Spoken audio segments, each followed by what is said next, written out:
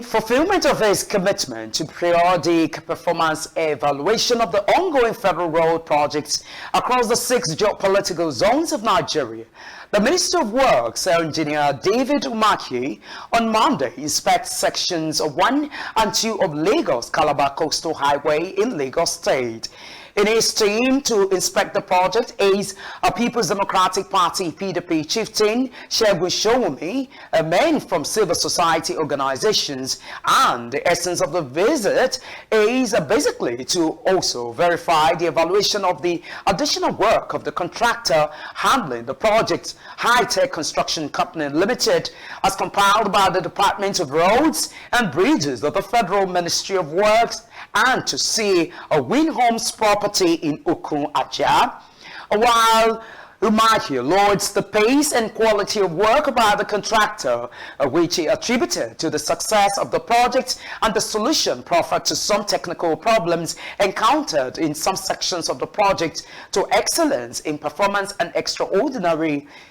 He is quick to address the Win Homes CEO engineer Stella Okengo's allegations. I have a document from Win Homes that says they bought 12 hectares of land in 2022 for the sum of 50 million naira.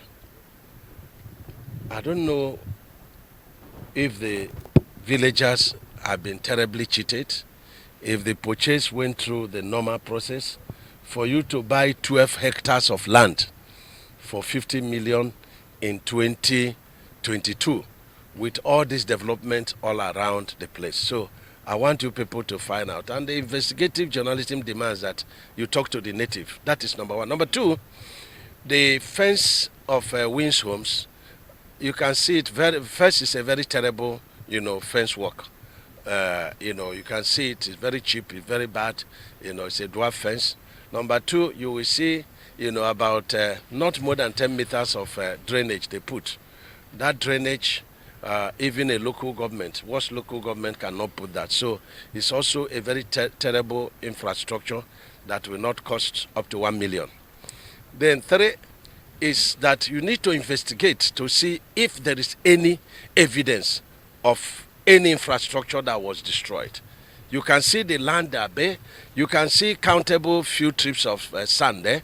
Those sand are not more than 2 million. I want you to see it by yourself. Now, what we have done here in passing the coastal highway is that not more than 4 hectares has been taken. So you still have 8 hectares. And use heart, make it clear.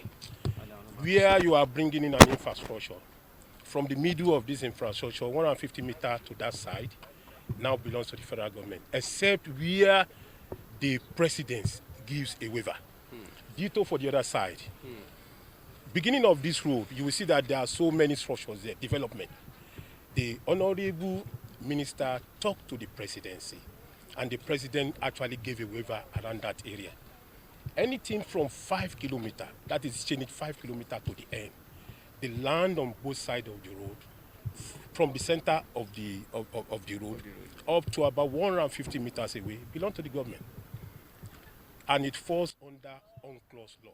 The Minister of Works also gave the CEO of Win Homes Property 7-day ultimatum to produce her evidences while demanding an unreserved apology, with a promise to write the Economic and Financial Crimes Commission (EFCC) and Department of State Security Service (DSS) to prosecute her. 250 million, remittance from diaspora. Show us the evidence, through CBN. How did it pass? If you brought the money, into the country, hard currency, don't worry, there will be no money laundering case against you since it has entered. But where is the money? I'm not stopping at EFCC and, DGSSS.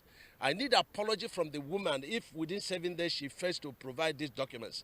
And I'll be writing to the Embassy of America to demand that they send the woman back to us, so that she will come and tell us where the money is and how he left America, to come to Nigeria. I'm seeing here is below my expectation. Below my expectation in the sense that I expected to see structures that were erected on the land, probably some were pulled down. and that would have been evidential to say where has been developed by the federal government has structures.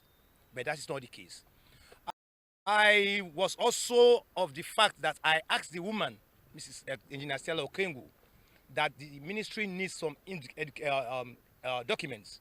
She provided some. And upon asking her for more, she said she's not forthcoming to that effect. For me, if properties were destroyed, I want to see the pictorials of how, when, where, documents to prove that you actually erected ABC. ABC is owned by Mr. A, Mr. B, Mr. C. And there should be approvals to that effect. Shall we say that we are not aware of Land Use Act, which clearly says that overriding public interest will supersede any other consideration?